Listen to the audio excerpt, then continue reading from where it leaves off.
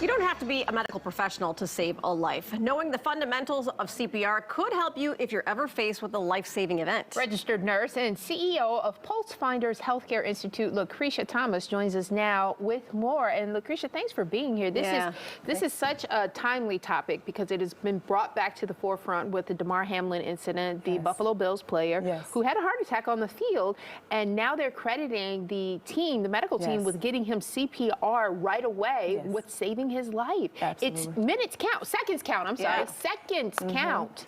If they wouldn't have been there in that nick of time, he would not have made it. Or if he would have made it, it would have been like life-threatening injuries. He would not have been walking, he would not have been recovered like that, like he did, you know? So when doing CPR is very important, like seconds.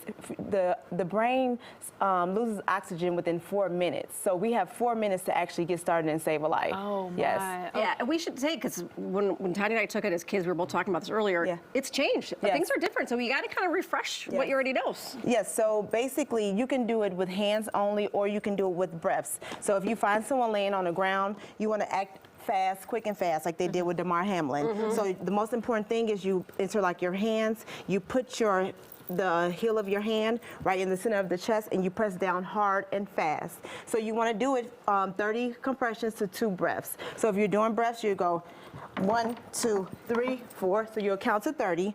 Then you would tilt the chin, blow, 2 breaths, and then go back to your compressions. So I saw you holding the nose here, and you were also making sure that the airway was clear? Yes. So you have to make sure that the airway is open so you can get those breaths through the lungs. Yes.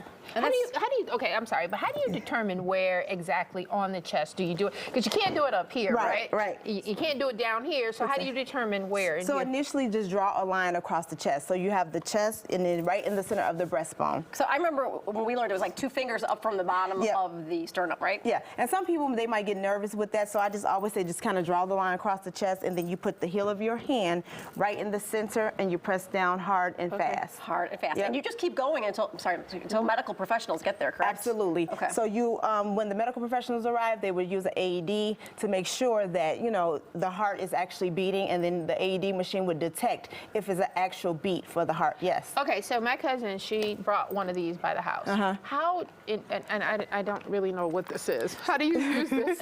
So this is more for like medical professionals, but I mean, initially, so this is an ambu bag. So when we're in the hospital and we're giving breaths, instead of doing mouth to mouth, we'll actually place it on the face, make sure the head is tilted back, airway is open, and we'll give breaths this way.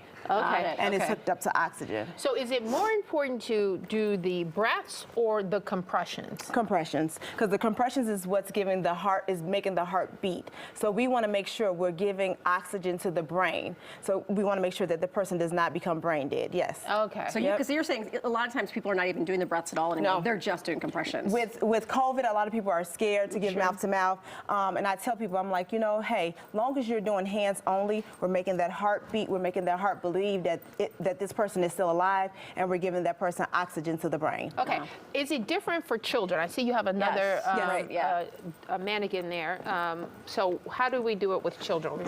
So if you have a baby, you'll go ahead and take their clothes off. With babies, usually it's a respiratory issue. You know, anyone else, it can be cardiac arrest. So with babies, you'll use your 2 fingers, place them in the center where the breastbone is, in the center of the chest, and you'll go 30 compressions. 1, 2, same way. The difference with the babies is when you're giving mouth to mouth, you're still going to tilt the chin back. You won't pinch the nose with a baby. You'll put your whole entire mouth over their mouth and their nose. And you'll give your 2 breaths. So that's the difference. So you can either do with 2 fingers, or you can do it with 2 thumbs. And I think what people may not realize, but you have to put a significant amount of pressure because you're going through the chest plate, correct? Yes. With adults, it's 2 inches. With babies, it's 1 1/2 inch. Okay. Yes. And I remember hearing that there's like songs that you're supposed to have in your head, right? So when I'm teaching CPR, I always tell them to think about the Staying Alive song. So you're doing your compressions to that beat. Staying alive. Staying alive. And if you're doing your compressions to that, you'll get it right on point. Because you got to keep a rhythm going. Yes, it's 100 to 120 beats per minute. So I know people realistically, you're not really counting, so I say use that song, and then that way you'll make sure that you're on that beat. And when you finish the song is when you give the breath. You'll do your 30 compressions, so you're doing 30, well, with what's the song? Staying Alive, yes. I know, so like, beating the song. So you're doing staying alive, staying alive, staying alive, staying alive. And then you would give your... And then you breathe. Yep, Okay, all right, gotcha. breathe. Your breath. Okay, Yeah. all right. Because you're not going to be counting probably in your head. It's No, probably like at what point in the song do you actually go give the breath? Okay, so now, someone who's trying to take a class. Yes. How do they sign up for your classes? So they can contact me on my website is www.pulsefindershi.com, or they can contact me via phone 219-280-0769. I am mobile, and I also have a brick and mortar in Gary, Indiana, near Miller Beach. They need to be teaching this back in schools again. Yeah, and are they doing that at all? So they're not doing like they should. You know, I've contacted so many schools to get them more informed, and I'm like, this can be any one of our children. Right. So many athletes are, how often do we see them falling, you know, collapsing on the court, and no one knows what to do? And then it takes less than 4 minutes to go brain dead. Yeah. You know, so what are you going to do in that nick of time? You know, Call Pulse Fighters. Yes, That's what you did. Keisha, thank you so much for being here. Thank We you for appreciate having me. it. Thank you for I sharing. appreciate It's it. Thank important you. information. Yeah. Thank you.